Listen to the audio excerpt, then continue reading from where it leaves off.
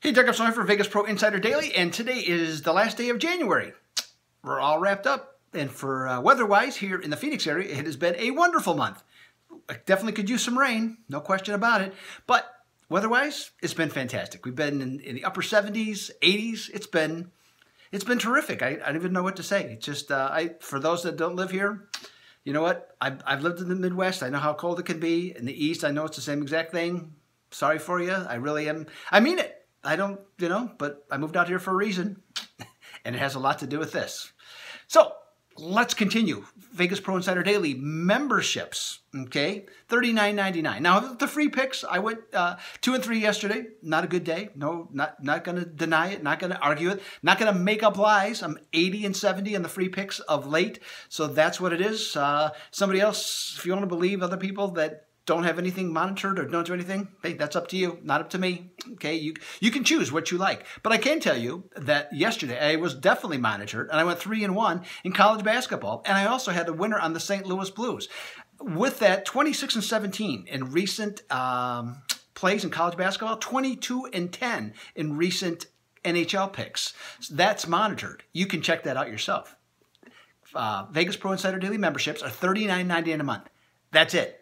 Plus, you're going to get Wise Guy plays. You're going to get super systems. You're going to get a hot Wise Guy. You're going to get trends that can help you win. That's what Vegas Pro Insiders Daily is all about. It's about giving you the tools to win, not just picks, okay? So that's how that works, and that's what we do, and that's how we go about our business, and that's why we're successful. All right, let's get to some free picks. Memphis is at Indiana in the NBA tonight, and by the way, we have 5. I got that 5 free picks for you today. Memphis is at Indiana. On that one, have to admit, I thought that was kind of interesting that the total on this one went from 205 down to 203. Why do I think that's interesting? Because the average score of a Memphis game is about 203. Okay, total score. So, okay, so we're right in that neighborhood. But in our last 5 games, it's been over 210. Now, Indiana, we do know, plays at a faster pace, and the average score of their game on the season is 211 points, down slightly the last 5, down to 209, but still, faster paced game. So there isn't necessarily a reason to believe that it's going to be a higher scoring game, even though I do have a system that does support an underplay. I am going to go the other way. I'm going to stick with that. And I think this has gone too far. I think this has gone too far down, and I'm going to go with the over. Confusing myself here. I'm going with the over on this one. I think this has gone too far. I think that there'll be enough points by both teams. Defensively, there's some inadequacies that can be taken advantage of. So I'll go with that over, in spite of the fact that 88% of people are on the under at the present time. Next up, Cleveland Cavaliers are hosting the Miami Heat.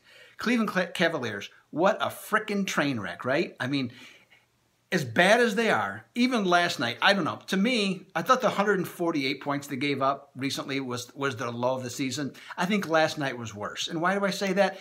It's because they're playing Detroit. Detroit traded away some of their top players to the Los Angeles Clippers. They got Blake Griffin in return.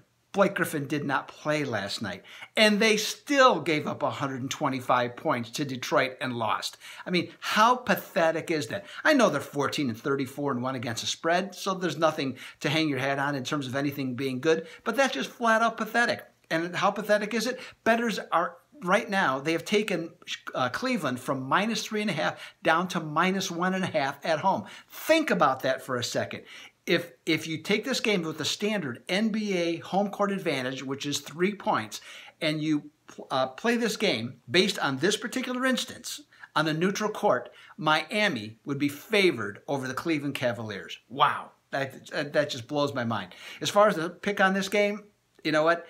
I really don't have one per se. If Cleveland can't cover 1.5 points, I don't even know what to say. So that's the slightest of leans. I mean, am I crazy about taking Miami on this one? Not really. So I'll just give you that as the smallest of plays. Now the total has changed from 213 and gone up to 215 because, as we know, the Cavaliers are cavalier about playing defense. They just don't put any effort. There's so many things that they're doing wrong this season, and this was coming. I mean, it wasn't like we didn't see this coming last year. The effort was there from the standpoint, at least they got steals that made conversions into points. They're not getting that this year. So with this, I actually, though, don't agree with the total going over, and here's why I don't. Miami has played 4 consecutive games in which they have not scored nor allowed 100 points. On the other hand, Cleveland, the Cavaliers, when they have played back-to-back games, in the second game, they're 8-0 under the season. I'll go under. So my key play, the main play there, is the under, and again, the slightest of leans with the Cavaliers. All right, let's move to some college basketball. Big 12 action in particular. Texas is at Texas Tech. And in this one, totals up 4 big points, okay, on this game. Quite a switch, obviously, to 129.5. I can see, though, why the odds makers liked the under on this game. The reason being, you got 2 teams that hold the opposing team to under 40% shooting on the season. And these teams' last 9 games, they are 9-2 under, including a streak of 5 in a row to the lower scoring run for these 2 teams. While I can make a case for the direction of this move being correct, going higher, because that is a pretty low point total, Texas is 7-0 under after playing 2 games as a favorite, and the average total score in those 7 games is under 120 points. I'm going to lean with the under. Finally, in college basketball, let's wrap this up. Let's go to the Mountain West Conference, where Wyoming is at Colorado State. Now, in this one, Colorado State is having a rough season. 3-7 in Mountain West Conference play.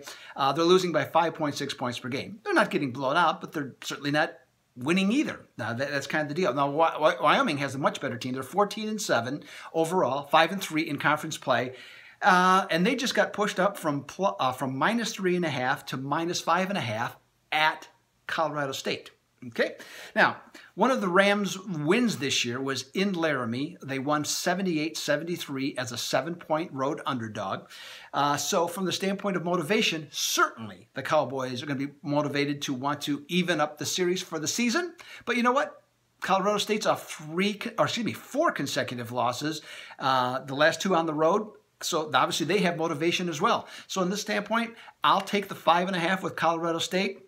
I think that's going to be the right side on that one. So, hey, Doug Upstone for Vegas Pro Insiders Daily. I will be back Friday. We will talk a little bit about the Super Bowl and some other stuff. So enjoy the rest of your day and tomorrow as well, because as of right now, I am out.